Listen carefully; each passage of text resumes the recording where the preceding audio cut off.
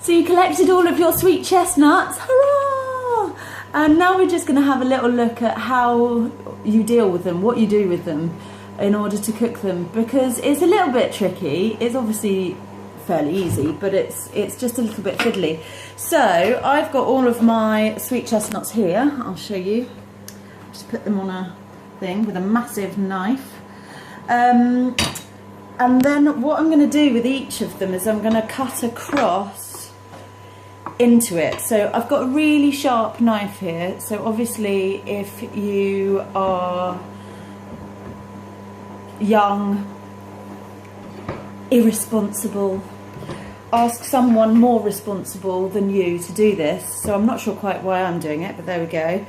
And when you cut it, I've learnt the hard way, you need to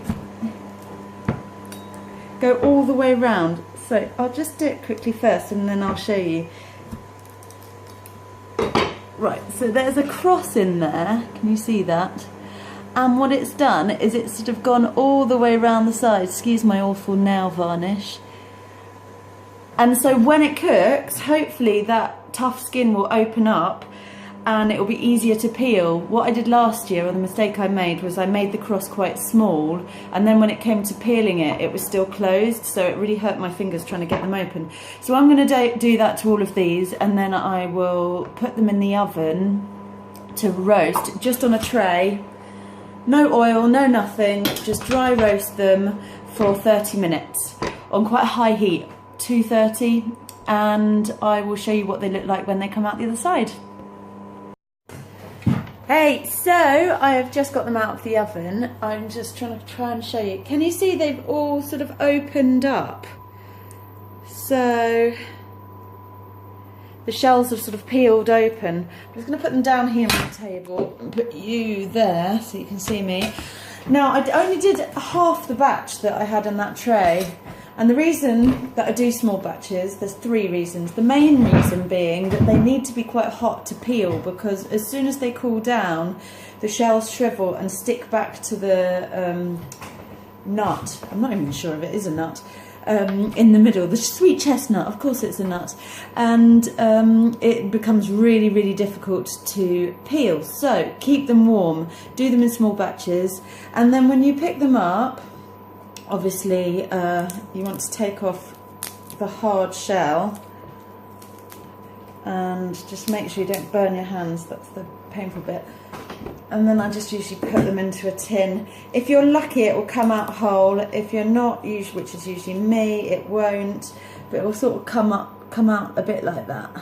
And there's this sort of outer skin.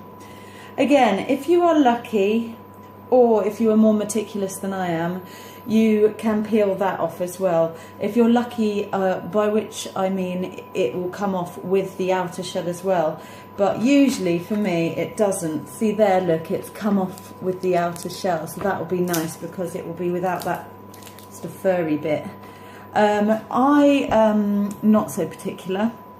Some might call it lazy, and so I just tend to peel them, and if they've got the brown skin on, I just leave it, because to be honest, who has time?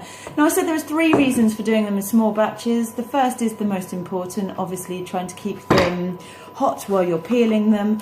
Second is because it's really time consuming, the whole process, so you might not have time to do a big batch of them. And the third is that it's pretty blooming boring, so you don't want to be sat here for 3 hours peeling these things. So it's nicer, keeps it nicer and more fun if you do it in small batches.